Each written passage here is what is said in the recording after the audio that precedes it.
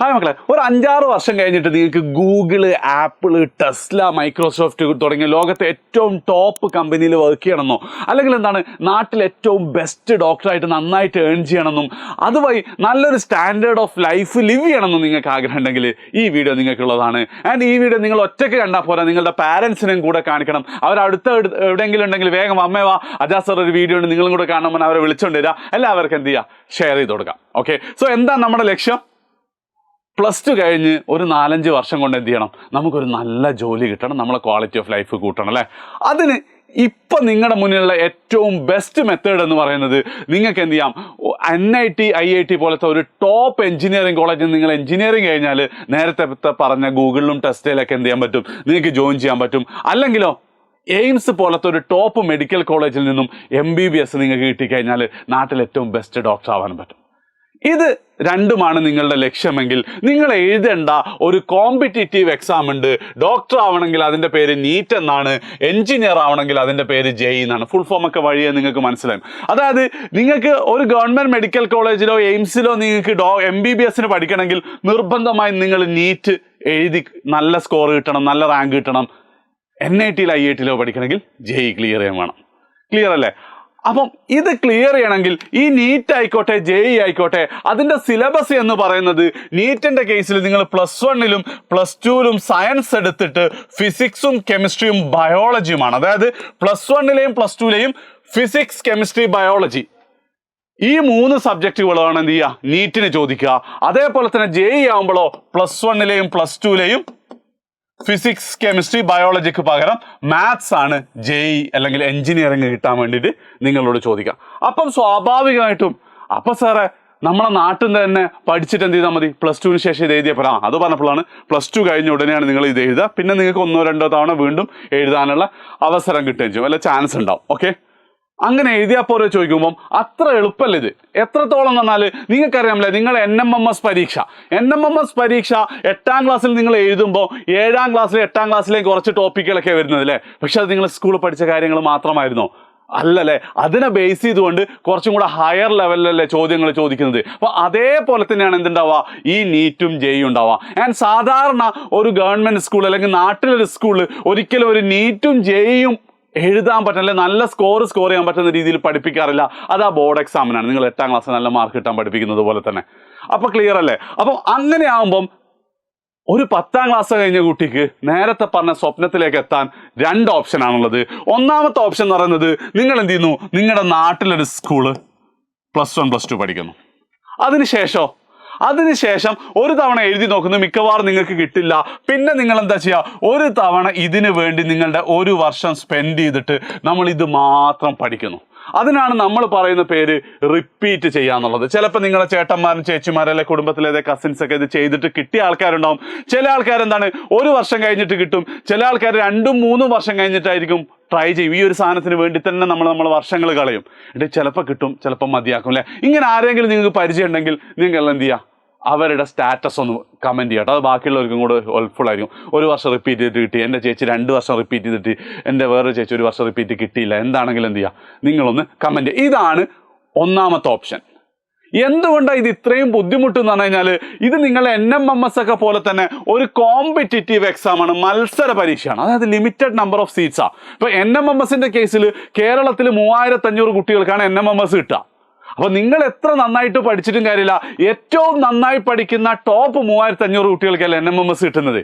അതായത് നിങ്ങളെക്കാൾ നന്നായിട്ടൊരു കുട്ടി പഠിച്ചു, കൂടുതൽ എഫേർട്ട് ഇടാം, ആ കുട്ടിക്ക് ബെറ്റർ സാഹചര്യം ഉണ്ടായിരുന്നു, ബെറ്റർ കോച്ചിങ് പാരൻസ് കൊടുത്തു, കൂടുതൽ ബുക്കുകൾ കുട്ടിക്ക് ചെയ്യാൻ പാരൻസ് വാങ്ങി, ഇത് എന്തൊക്കെയാണെങ്കിലും അവൻ നിങ്ങളെക്കാളും എന്താണ് ബെറ്റർ ആയിട്ടുണ്ടെങ്കിൽ അവനാണ് കിട്ടുക. ഈ സെയിം കാര്യം എന്തുണ്ട് നീറ്റിൻ്റെയും JEEയുടെയും കേസിലുണ്ട്. ഒരുപാട് കുട്ടികൾ റിപ്പീറ്റ് ചെയ്യുമ്പോൾ ഏറ്റവും നന്നായിട്ട് എഫേർട്ട് എടുക്കാറുണ്ട്. പക്ഷെ അവരെക്കാളും എഫേർട്ട് ഒരു 2000 കുട്ടികളെടുത്ത് അവർക്കാണ് നീറ്റ് കിട്ടുക അല്ലെങ്കിൽ JEE കിട്ടുക. അതായത് കേരളത്തിൽ നിന്നും 1 വർഷം ഓൾമോസ്റ്റ് 2000 കുട്ടികൾക്കാണ് നീറ്റും അതേപോലെ തന്നെ NIT IIT തുടങ്ങിയ സ്ഥാപനങ്ങളിലും അഡ്മിഷൻ. MBBS ഒരു ഗവൺമെൻറ് മെഡിക്കൽ സീറ്റ് MBBS ആയിക്കോട്ടെ അല്ലെങ്കിൽ NIT IIT പോലത്തെ എഞ്ചിനീയറിംഗ് കോളേജ് ആയിക്കോട്ടെ, ഒരു 2000 കുട്ടികൾക്കാണ് കേരളം. അപ്പം ആ ടോപ്പ് 2000 കുട്ടികളെ കിട്ടാനുള്ള മത്സരമാണ്. സോ ഒന്നാമത്തെ ഓപ്ഷൻ എന്താണ്, സ്കൂൾ നമ്മൾ 2 വർഷം പഠിക്കുന്നു, 1 വർഷം നമ്മൾ റിപ്പീറ്റ് ചെയ്യാൻ പോകുന്നു.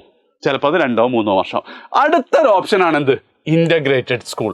അപ്പൊ എന്താ ഇന്റഗ്രേറ്റഡ് സ്കൂള്? മക്കളെ, നിങ്ങളുടെ സ്കൂള് ബോർഡ് എക്സാം +1-ന്റെയും +2-ന്റെയും ടോപ്പിക്ക് ഒരു ബോർഡ് എക്സാം ലെവലിൽ പഠിപ്പിച്ചിട്ട് ഒരു വർഷം നിങ്ങൾ റിപ്പീറ്റ് ചെയ്യുന്നതിന് പകരം ഇന്റഗ്രേറ്റഡ് സ്കൂളിലേക്ക് നിങ്ങൾ പഠിച്ചു കഴിഞ്ഞാൽ, അല്ലെങ്കിൽ സ്കൂളിൽ ജോയിൻ ചെയ്താൽ, അവിടെ നിങ്ങൾക്ക് എന്താണ് +1-ൽ എന്തായിരിക്കും, +1-ൽ തന്നെ നിങ്ങൾക്ക് +1-ന്റെ നീറ്റ് JEE ടോപ്പിക്ക് പഠിപ്പിക്കും. +2-ലോ +2-ന്റെ അതേപോലെ തന്നെ നീറ്റ് JEE ടോപ്പിക്ക് പഠിപ്പിക്കും. ചുരുക്കി പറഞ്ഞാൽ നിങ്ങൾ എന്താണ് ഒരു 2 വർഷം റിപ്പീറ്റ് ചെയ്യുന്നതിന് തുല്യമാണ് ഒരു ഇന്റഗ്രേറ്റഡ് സ്കൂളിൽ നിങ്ങൾക്ക് പഠിച്ചാൽ.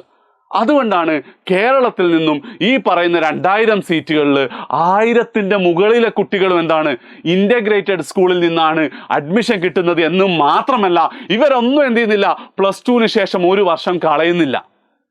+2-ന്റെ കൂടെ തന്നെയുള്ള എൻട്രൻസ് എക്സാം. കാരണം എന്താ, ഇവർ നേരത്തെ പഠിച്ചു തുടങ്ങിയിട്ടുണ്ട്. അപ്പൊ ശരിക്കും ആ സമയത്ത് ഇവർക്ക് നല്ല രീതിയിൽ സ്കോർ ചെയ്യാൻ പറ്റും. ഇപ്പൊ കഴിഞ്ഞ തവണ നമ്മളെ കൂടെ പഠിച്ച ഇക്രം, സൽമാനൊക്കെ എന്താണ് IIT-യിലേക്ക് എത്തിയത് +2-ന്റെ കൂടെ തന്നെയാ.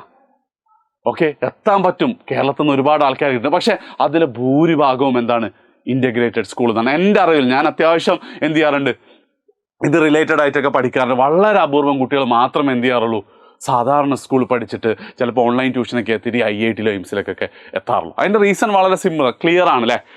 ഓക്കെ, അപ്പം ആ ഒരു കേസിൽ ഇന്റഗ്രേറ്റഡ് സ്കൂളിൻ്റെ ഉപകാരം എന്താണ്, അല്ലെ എന്താണ് അതിൻ്റെ ഫണ്ടമെന്റൽ കൺസെപ്റ്റ് എന്ന് മനസ്സിലായല്ലോ. അതായത് നിങ്ങൾക്ക് നീറ്റോ JEE ആയിരിക്കണം നിങ്ങൾ സ്വപ്നം കാണുന്നത്, ആൻഡ് അത് എത്രയും പെട്ടെന്ന് കിട്ടുക എന്നുള്ളതാണ് ഇന്റഗ്രേറ്റഡ് സ്കൂളിൻ്റെത്. അപ്പം ഇന്റഗ്രേറ്റഡ് സ്കൂൾ പഠിച്ചാലോ എന്നാലോചിക്കുമ്പോൾ എന്താ, എങ്ങനെയാണ് ഒരു ബെസ്റ്റ് ഇന്റഗ്രേറ്റഡ് സ്കൂൾ ചൂസ് ചെയ്യണത്? മക്കൾ, ഒരു സ്കൂളിൻ്റെ കേസ്, ഇന്റഗ്രേറ്റഡ് സ്കൂളിൻ്റെ കേസിൽ 3 കാര്യങ്ങളാണ് ഏറ്റവും പ്രധാനമായിട്ട് എന്ത് ചെയ്യേണ്ടത്, നിങ്ങൾ നോക്കേണ്ടത്. ഒന്നാമത് അവിടുത്തെ ടീച്ചേഴ്സ്, അക്കാഡമിക്സ് കൃത്യമായിട്ട് നിങ്ങളെ കാര്യങ്ങളൊക്കെ പഠിപ്പിച്ചു തരുന്നുണ്ടോ എന്നുള്ളതാണ് ഒന്നാമതായിട്ട് നമ്മൾ ചെക്ക് ചെയ്യേണ്ടത്. രണ്ടാമതായിട്ട് എന്താണ്, അവിടുത്തെ ഒരു ലൈഫ്, ഹോസ്റ്റൽ ലൈഫ് എങ്ങനെയാണ്, ഫുഡ് എങ്ങനെയാണ്, മെൻറ്റേഴ്സ് നല്ലതാണോ, സപ്പോർട്ട് ചെയ്യുന്നുണ്ടോ, തുടങ്ങിയ കാര്യങ്ങളൊക്കെ വെച്ചുകൊണ്ട് എന്ത് ചെയ്യാം നിങ്ങൾക്ക് അതായത് പഠിപ്പിച്ചാൽ മാത്രം പോലെ നമ്മൾ പഠിക്കണമല്ലോ. അപ്പോൾ പഠിക്കാനുള്ള ഒരു അറ്റ്മോസ്ഫിയർ, ഒരു പോസിറ്റീവ് മൈൻഡ് സെറ്റ് നിങ്ങൾക്ക് അവിടെ കിട്ടുന്നുണ്ടോ എന്നുള്ളതാണ്, ഒരു മെൻ്റൽ ഹാപ്പിനെസ് നിങ്ങൾക്ക് കിട്ടുന്നുണ്ടോ എന്നുള്ളതാണ് ലൈഫ് കൊണ്ട് ഉദ്ദേശിച്ചത്. ആൻഡ് മൂന്നാമതായിട്ട് ഇപ്പോൾ ഏറ്റവും കൂടുതൽ ഇമ്പോർട്ടൻ്റ് ആയിട്ട് വരുന്ന ഒരു കാര്യമാണ് ടെക്നോളജി. ഒരു 4-5 വർഷം മുമ്പ് വരികയാണെങ്കിൽ ടെക്നോളജി ഒന്നുമില്ല, ഈ 2 കാര്യങ്ങളുള്ളൂ. എന്ത്, നല്ല ക്ലാസ് ആണോ, ഹോസ്റ്റൽ സൗകര്യമൊക്കെ നല്ലതാണോ എന്നുള്ളതാണ്. പക്ഷെ ഇവിടെ എന്തല്ല, അങ്ങനെയല്ല, ടെക്നോളജി കൂടെ വരുന്നുണ്ട്. ഞാൻ നേരത്തെ പറഞ്ഞതുപോലെ തന്നെ ഇതൊരു മത്സര പരീക്ഷയാണ്. സോ ആ മത്സര പരീക്ഷയിൽ നിങ്ങൾ എത്ര എഫേർട്ട് എടുത്താലും നിങ്ങളുടെ ആ എഫേർട്ടിന് ഒന്നും കൂടെ 3x 4x ആക്കാൻ എന്ത് ചെയ്യാൻ പറ്റും, ഇപ്പം ടെക്നോളജികൾക്ക് ഹെൽപ്പ് ചെയ്യാൻ പറ്റും അല്ലേ? എങ്ങനെ, നിങ്ങൾ 10ാം ക്ലാസ്സിൽ വെറും സ്കൂൾ മാത്രം പഠിച്ചിട്ടാണെങ്കിലും നമ്മളെ യൂട്യൂബ് ക്ലാസ് അല്ല നമ്മുടെ പെയ്ഡ് ബാച്ചിലൊക്കെ ജോയിൻ ചെയ്ത് പഠിച്ചതിൻ്റെ ഒരു ഡിഫറൻസ് ഇല്ലേ? അതായത് നിങ്ങൾക്ക് കിട്ടേണ്ട 80-ലുള്ള 70 മാർക്ക് ചിലപ്പോൾ നമുക്ക് എന്താ 78 80 ആക്കിയിട്ടാവും, അല്ലെങ്കിൽ 60 മാർക്ക് കിട്ടേണ്ട നിങ്ങൾക്ക് 75 മാർക്കിലേക്ക് എന്താണ് ഈ ടെക്നോളജി ഉപയോഗിച്ച് പഠിച്ചാൽ എത്തുമല്ലോ. സോ അതാണ് മൂന്നാമതായിട്ട് നമ്മൾ പരിഗണിക്കേണ്ടത്, ടെക്നോളജി. ഇനി ഞാൻ പറയാൻ പോകുന്നത് ഇതിൽ ഓരോന്നിലും എഡ്യൂപോർട്ടിൻ്റെ ഇന്റഗ്രേറ്റഡ് സ്കൂൾ എങ്ങനെ സ്കോർ ചെയ്യും എന്നുള്ളതാണ്. അപ്പം നമുക്ക് എന്ത് ചെയ്യാം, ആദ്യത്തെ നമ്മുടെ അക്കാഡമിക്സ് നോക്കാം, അല്ലെ ടീച്ചേഴ്സിൻ്റെ കേസ് നോക്കാം. എടാ, ഞങ്ങളുടെ ടീച്ചേഴ്സിനെ കുറിച്ച് പറയുകയാണെങ്കിൽ ഞാൻ കുറച്ച് ടീച്ചേഴ്സിൻ്റെ പേര് പറഞ്ഞുതരാം. ഒന്ന് നമ്മുടെ ബിലാൽ സർ കോഴിക്കോട് മെഡിക്കൽ കോളേജിൽ നിന്നാണ് MBBS. മൂപ്പരെ നീറ്റിൻ്റെ റാങ്ക് 38 ആയിരുന്നു, സ്റ്റേറ്റ് റാങ്ക്. ഞാൻ കോഴിക്കോട് NIT-ന്ന് BTech കഴിഞ്ഞതാണ്.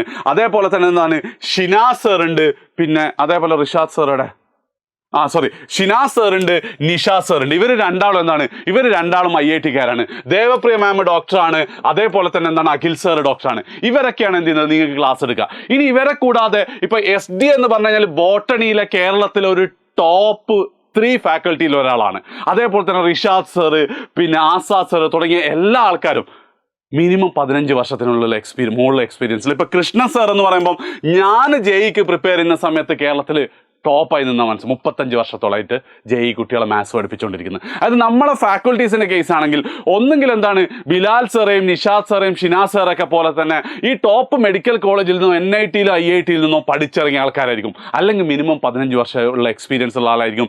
നിങ്ങൾ ഏത് ബാച്ചിലായിക്കോട്ടെ, ഈ ബാച്ചിലൊക്കെ ഇവരാണ് ക്ലാസ് എടുക്കുക. അതായത് ഇത് ടോപ്പ് ബാച്ചിൽ മാത്രം എടുക്കുന്ന ടീച്ചേഴ്സ് എല്ലാ ബാച്ചിലും ഇതാണ് എടുക്കുക. കാരണം എന്താ, നമ്മൾ ആകെ 300 കുട്ടികളെ മാത്രമേ മാക്സിമം നമ്മൾ എന്ത് ചെയ്തുള്ളൂ, ഇൻ്റഗ്രേറ്റഡ് സ്കൂളിലേക്ക് അഡ്മിഷൻ കൊടുക്കുന്നത്. കാരണം നിങ്ങളുടെ ലൈഫിൽ ഏറ്റവും ടേണിംഗ് പോയിന്റ് ആണെന്ന് അറിയാം. അവിടെ നിങ്ങൾ ഓരോരുത്തർക്കും ഇൻഡിവിജ്വൽ അറ്റൻഷനും പേഴ്സണൽ കെയറും തരണം നമുക്കുണ്ട്. അതുകൊണ്ട് തന്നെ എന്തായിരിക്കും 300 കുട്ടികളുടെ ബാച്ച് മാത്രമാണ് ഞങ്ങൾ എന്ത് ചെയ്യുന്നത്, എടുക്കുന്നത്. നല്ല റിസൾട്ട് ആ കുട്ടികളിൽ നിന്ന് ഉണ്ടാക്കിയിട്ട് മാത്രമേ ഭാവിയിൽ നമ്മളത് എക്സ്പാൻഡ് ചെയ്യുന്നതിനെ കുറിച്ച് ആലോചിക്കുന്നേ ഉള്ളൂ. ഇതാണ് ഫസ്റ്റ് കേസ്. ഇനി ലൈഫിനെ കുറിച്ച് പറയുകയാണെങ്കിൽ, എടാ നിങ്ങളുടെ ഹോസ്റ്റൽ ലൈഫിൽ ഏറ്റവും ഇമ്പോർട്ടൻ്റ് ഘടകമാണ് നിങ്ങളുടെ ക്ലാസ് റൂമും നിങ്ങളുടെ ഹോസ്റ്റലും തമ്മിൽ എത്ര അകലമുണ്ട് എന്നുള്ളത്. എഡ്യൂപോർട്ടിന് ഇൻ്റഗ്രേറ്റഡ് സ്കൂളിൽ അത് 2 മിനിറ്റ് നടക്കാനുള്ള ദൂരം ഉണ്ടാവുള്ളൂ. അതായത് ഒരേ ക്യാമ്പസിലായിരിക്കും നിങ്ങളുടെ ക്ലാസ് റൂമും ഹോസ്റ്റലും. ഇതിൻ്റെ ഗുണം എന്താണെന്ന് നിങ്ങൾക്കറിയോ? ഇതിൻ്റെ ഗുണം എന്താണെന്നറിയോ? അതായത് നിങ്ങളിപ്പം വേറെ ഇൻ്റഗ്രേറ്റഡ് സ്കൂൾ നോക്കി, അവിടെ നിന്ന് എന്താണ് ക്ലാസ് റൂമിൽ നിന്ന് ഹോസ്റ്റലിലേക്ക് ഒരു അരമണിക്കൂർ ദൂരം ഉണ്ടെന്ന് വരുന്നത്, ഒരു 30 മിനിറ്റ്സ് ദൂരം ഉണ്ടെങ്കിൽ അങ്ങോട്ടും ഇങ്ങോട്ടും പോകുമ്പോൾ പോകുമ്പോൾ ഒരു 1 അവർ എടുക്കൂലേ? ഒരു 200 ദിവസം ക്ലാസ് ഉണ്ടെങ്കിലോ 200 മണിക്കൂർ നിങ്ങൾ ബസ്സിൽ പോകും. അതായത് യാത്രാക്ഷീണത്തെക്കുറിച്ച് നമ്മളിവിടെ പറയുന്നില്ല, ബസ്സിന് വേണ്ടി വെയിറ്റ് ചെയ്യുന്നതിനെ കുറിച്ചൊന്നും നമ്മൾ പറയുന്നില്ല. 200 മണിക്കൂർ നിങ്ങൾ പോകും. നിങ്ങൾ ഒരു ദിവസം 5 മണിക്കൂർ പഠിക്കുന്ന ആളാണെങ്കിൽ 200 ഡിവൈഡഡ് ബൈ 5, അല്ലെങ്കിൽ 40 ദിവസം നിങ്ങൾ പഠിക്കാനുള്ള ദിവസമാണ് പോകുന്നത്. ഒരു വർഷം 2 വർഷം 80 ദിവസം. അതായത് ഒരു ഇൻ്റഗ്രേറ്റഡ് സ്കൂളിൽ പഠിച്ചിട്ട് 80 ദിവസം നിങ്ങൾക്ക് പഠിക്കാൻ പറ്റിയിട്ടില്ലെങ്കിൽ നിങ്ങൾ വിചാരിച്ച കാര്യങ്ങൾ നടക്കില്ല. അതുകൊണ്ട് തന്നെ ഞങ്ങൾക്ക് അത്രയ്ക്ക് നിർബന്ധം ഉണ്ടായിരുന്നു നമ്മുടെ ഹോസ്റ്റലുകൾ തൊട്ടടുത്തായിരിക്കണം എന്നുള്ളത്. So hostels are with 2 minutes. ഒന്നാമത്തെ കാര്യം. ഇനി രണ്ടാമത്തെ കാര്യം എന്ന് പറയുന്നത്, ഏത് ഇൻ്റഗ്രേറ്റഡ് സ്കൂളാണെങ്കിലും മിക്കവാറും ക്ലാസ് റൂമൊക്കെ എന്തായിരിക്കും? എയർ കണ്ടീഷൻഡ് ആയിരിക്കും. പക്ഷേ നിങ്ങൾക്ക് റിസൾട്ട് കിട്ടാൻ പോകുന്നത് ക്ലാസ് റൂമിലെ ക്ലാസ് കൊണ്ട് മാത്രമായിരിക്കില്ല. അതിനുശേഷം നിങ്ങൾ ഹോസ്റ്റലിൽ ഇരുന്നിട്ട് എത്ര കംഫർട്ടബിൾ ആയിട്ടാണ് നിങ്ങൾ പഠിക്കുന്നതെന്നനുസരിച്ചിരിക്കും. അതുകൊണ്ട് തന്നെ എഡ്യൂപോർട്ടിൻ്റെ എല്ലാ ക്യാമ്പസിലും, ഇൻ്റഗ്രേറ്റഡ് സ്കൂളും റിപ്പീറ്റർ ക്യാമ്പസിലൊക്കെ നമ്മുടെ സ്റ്റഡി ഹാള് എയർ കണ്ടീഷൻഡ് ആണ്. കാരണം ഒരു AC റൂമിൽ ഇരുന്ന് പഠിക്കുന്നതും അല്ലാത്ത റൂമിൽ ഇരുന്ന് പഠിക്കുന്നതും നമ്മളെ വ്യത്യാസം, നമുക്ക് പ്രൊഡക്ടിവിറ്റി ഡിഫറൻസ് നമുക്കറിയാം. ഉറപ്പായിട്ടും അതെന്തായിരിക്കും? നിങ്ങളെ വല്ലാത്ത രീതിയിൽ നിങ്ങളെ സ്വാധീനിക്കും. അതേപോലെ തന്നെ എന്തായിരിക്കും? ഈ ഒരു യാത്ര അത്ര എളുപ്പമൊന്നായിരിക്കും. നിങ്ങൾ ചേട്ടന്മാരോടൊക്കെ ചോദിച്ചാൽ മതി. അത്യാവശ്യം ടെൻഷനും സാധനങ്ങളൊക്കെ ഉണ്ടാകും. ചിലപ്പോൾ നമ്മൾ ഡൗൺ ആവും. അപ്പം എങ്ങനെയാണോ നമ്മുടെ SSLC ബാച്ചിലൊക്കെ മെൻറ്റേഴ്സ് നിങ്ങളെ കൂടെ നിന്ന് സപ്പോർട്ട് ചെയ്തത്, അതേപോലെ തന്നെ എന്തായിരിക്കും? വെൽ ട്രെയിൻഡ് ആയിട്ടുള്ള പ്രൊഫഷണൽ മെൻറ്റേഴ്സ് നിങ്ങളെ എന്ത് പ്രോബ്ലത്തിൽ നിങ്ങളെ കൂടെ ഉണ്ടാവും. മറ്റേത് ഫോൺ വഴി മാത്രമാണെങ്കിൽ ഇവർ നിങ്ങളെ കൂടെ താമസിച്ചിട്ട് നിങ്ങളെ കാര്യം നോക്കുന്നതായിരിക്കും. ആൻഡ് നേരത്തെ ഞാൻ പറഞ്ഞതുപോലെ തന്നെ വളരെ ലിമിറ്റഡ് സ്റ്റുഡൻസിന് മാത്രമാണ് നമ്മൾ അഡ്മിഷൻ കൊടുക്കുന്നത്. അതുകൊണ്ട് എന്തായിരിക്കും? ഉറപ്പായിട്ടും നിങ്ങൾക്ക് ആ ഒരു പേഴ്സണൽ കെയറും കാര്യങ്ങളും കിട്ടും. ആൻഡ് ഈ ഒരു യാത്രയിൽ 2 വർഷം നിങ്ങളുടെ ഭക്ഷണം ഏറ്റവും നല്ലതായിരിക്കണം എന്നുള്ള ഏറ്റവും ഇമ്പോർട്ടൻ്റ് ആണ്. കാരണം നല്ല ഫുഡില്ലെങ്കിൽ വേറെ എന്തുണ്ടെങ്കിലും കാര്യമില്ല, നമുക്ക് പഠിക്കാൻ തോന്നില്ല അല്ലേ? സോ ഏറ്റവും നല്ല ഫുഡും എന്തായിരിക്കും? നിങ്ങൾക്ക് നമ്മൾ പ്രൊവൈഡ് ചെയ്യുന്നതായിരിക്കും. കോഴിക്കോടിൻ്റെ തനതായ ഭക്ഷണമായിരിക്കും. ആൻഡ് ഇതൊക്കെ കാരണം എന്താ? നിങ്ങൾക്ക് ലൈഫിൽ അങ്ങനെ ഒരു പ്രശ്നമേ ഉണ്ടല്ലോ. അതായത് നിങ്ങളൊരു ക്യാമ്പസിലാണ് പഠിക്കുക. ആ ക്യാമ്പസിൽ എന്തുണ്ടാവും? നിങ്ങൾക്ക് 6ാമതൊരു പോയിന്റ് എന്നോട് പറയാൻ പറഞ്ഞത് എന്താണ്? ഒരു ക്യാമ്പസിൽ നിങ്ങൾക്ക് വൈകുന്നേരം കളിക്കാനൊക്കെ സൗകര്യം ഉണ്ടാവും. ഓക്കെ, സോ ഇങ്ങനെയായിരിക്കും എന്തുണ്ടാവുക? നമ്മുടെ ഇൻ്റഗ്രേറ്റഡ് സ്കൂൾ ഉണ്ടാവുക. ആൻഡ് ഏറ്റവും അവസാനം എന്താണ്? ടെക്നോളജി. നമ്മൾ ആ ടെക്നോളജിക്ക് എഡ്യൂപോർട്ട് വിളിക്കുന്ന പേരാണ് അഡാപ്റ്റ് അല്ലെങ്കിൽ അഡാപ്റ്റീവ് പേഴ്സണലൈസ്ഡ് ട്രെയിനിങ് എന്ന് പറയുന്നത്. അതായത് നിങ്ങൾ ഓഫ്ലൈനായിട്ടാണ് കേട്ടോ നിങ്ങൾ ക്ലാസ്സുകൾ അറ്റൻഡ് ചെയ്യുക. ഓഫ്ലൈനായിട്ട് നേരത്തെ കാണിച്ച ടോപ്പ് ടീച്ചേഴ്സ് നിങ്ങളെ മുന്നിൽ വന്ന് നിങ്ങൾ 1-to-1 ആണ് എന്ത് ചെയ്യുക, അല്ലെങ്കിൽ എന്താ ഡയറക്റ്റ് നിങ്ങൾ ആ ടീച്ചേഴ്സുമായിട്ട് നിങ്ങൾ ഇൻറ്ററാക്ട് ചെയ്തുകൊണ്ട് ക്ലാസ്സിലിരിക്കുന്നു. അതിനുശേഷം നിങ്ങൾ ഹോസ്റ്റലിൽ പോയി കഴിഞ്ഞാൽ നിങ്ങൾ പഠിക്കുക നമ്മുടെ അഡാപ്റ്റ് ടെക്നോളജിയുടെ സഹായമുള്ള പവേർഡ് ആയിട്ടുള്ള ടാബുകൾ വഴിയായിരിക്കും. സോ ആ ടാബിൽ നിങ്ങൾക്ക് ഓരോ ദിവസം ചെയ്യാനുള്ള ക്വസ്റ്റ്യൻസ് തരും. ആ ക്വസ്റ്റ്യൻസിൽ തന്നെ എന്തായിരിക്കും? ആദ്യത്തെ ഒരു ചോദ്യം നിങ്ങൾ എല്ലാവർക്കും സെയിം ആയിരിക്കും. ഒരു കുട്ടി എന്താണ് പെട്ടെന്ന് ചെയ്ത് അവന് 2ാമത്തെ ടൈപ്പിലേക്ക് പോകാം. ഞാനാണെങ്കിലോ ഞാൻ ആദ്യത്തെ ക്വസ്റ്റ്യൻ ഒന്ന് തെറ്റിച്ചു. അങ്ങനെയാണെങ്കിൽ എന്തുകൊണ്ടാണ് തെറ്റിയെന്ന് ടാബ് പറഞ്ഞുതരും, സിസ്റ്റം പറഞ്ഞുതരും. അതുപോലത്തെ ഒരു ക്വസ്റ്റ്യൻ നിങ്ങൾക്ക് തരും. അത് ശരിയാക്കി കഴിഞ്ഞാൽ മാത്രമാണ് എന്ത് ചെയ്യുക? നിങ്ങൾ അടുത്ത ടൈപ്പിലേക്ക് പോവുക. സോ എല്ലാവരും എന്താണ് അവരുടേതായ പേഴ്സണൽ പാത്തിലൂടെ ആ ഒരൊറ്റ ഗോളിലേക്ക് എത്താൻ പറ്റും. അതാണ് ഒന്നാമത്തെ കാര്യം. ആൻഡ് ഇത് കാരണം തന്നെ ഒരു 5-6 മാസമൊക്കെ കഴിയുമ്പോൾ നിങ്ങൾ ഓരോ ടോപ്പിക്കിലും നിങ്ങളുടെ മാസ്റ്ററി സ്ട്രെങ്ത്തും വീക്ക്നെസ്സും കൃത്യമായിട്ട് സിസ്റ്റം നോട്ട് ചെയ്തിട്ടുണ്ടാവും. അതായത് പരീക്ഷ എടുക്കുമ്പോൾ നിങ്ങൾക്കൊക്കെ മനസ്സിലായില്ലേ, എനിക്ക് മാത്സ് ടഫാ, അരിത്തമെറ്റിക് സീക്വൻസ് എനിക്കൊന്നും മനസ്സിലാകുന്നില്ല, ഏതാ പോർഷൻസ് പല കുട്ടികൾക്കും അറിയണ്ടാവില്ല അല്ലേ? അപ്പോൾ ഇത്രയും വലിയ ടോപ്പിക്ക് ആകുമ്പോൾ ആകെ കൺഫ്യൂസ്ഡ് ആവും. അവിടെ നിങ്ങളെ ഏറ്റവും കൂടുതൽ ഹെൽപ്പ് ചെയ്യുക ഈ ടാബായിരിക്കും. അവർ കൃത്യമായി പറയും, മോനെ ഫിസിക്സിൽ 1ാമത്തെ ചാപ്റ്റർ നീ സെറ്റാണ്, 2ാമത്തെ ചാപ്റ്ററിൽ ആദ്യത്തെ ടോപ്പിക് ഓക്കെയാണ്, പക്ഷേ 2ാമത്തെ ടോപ്പിക് നീ ഒന്നും കൂടെ നോക്കണം. അവസാനം നമുക്ക് അതിൽ കൂടുതൽ ഫോക്കസ് ചെയ്യാൻ പറ്റും. ഒരുപാട് കുട്ടികൾക്ക് നന്നായിട്ട് പ്രൊഡക്ടിവിറ്റി കൂട്ടിയ ഒരു കാര്യമാണിത്. ആൻഡ് 2ാമതും മോസ്റ്റ് ഇമ്പോർട്ടൻ്റ് ആയിട്ടുള്ള മറ്റൊരു കാര്യമാണ് റിവിഷൻ. എടാ നിങ്ങൾ ഈ വരുന്ന ജൂണിൽ പഠിക്കുന്ന 2025 ജൂണിൽ പഠിക്കുന്ന സാധനം നിങ്ങൾ 2027 മെയ്യിലാണ് പരീക്ഷ എഴുതാൻ പോകുന്നത്, നീറ്റും ജെഇയായിട്ട്. ഓൾമോസ്റ്റ് 2 വർഷത്തിന് ശേഷം. അപ്പോൾ പലപ്പോഴും പഠിച്ച സാധനം നിങ്ങൾ മറന്നു പോകാനുള്ള ചാൻസ് ഉണ്ട്. പക്ഷെ നമ്മളെ റിവിഷൻ എഞ്ചിൻ എന്താണ്? കൃത്യമായിട്ട് ഓരോ കാര്യങ്ങളും നിങ്ങൾക്ക് റിവിഷനിൽ ഇങ്ങനെ തന്നുകൊണ്ടേയിരിക്കും. അതായത് ജൂണിൽ പഠിച്ചത് നിങ്ങൾ ഇന്ന് പഠിച്ചത് ഒരു 2 ആഴ്ച കഴിഞ്ഞിട്ട് നിങ്ങൾക്ക് റിവിഷൻ തരും. നിങ്ങൾ ശരിയാക്കുകയാണെങ്കിൽ പിന്നെ ഒരു മാസം കഴിഞ്ഞിട്ടേക്കും, തെറ്റിച്ചാൽ വീണ്ടും അടുത്ത ആഴ്ച അത് വീണ്ടും വരും. അങ്ങനെ എന്താണ് ഫുൾ ടോപ്പിക്ക് കൃത്യമായി പഠിച്ചു എന്നുള്ളതും നമ്മൾ ഉറപ്പ് വരുത്തും.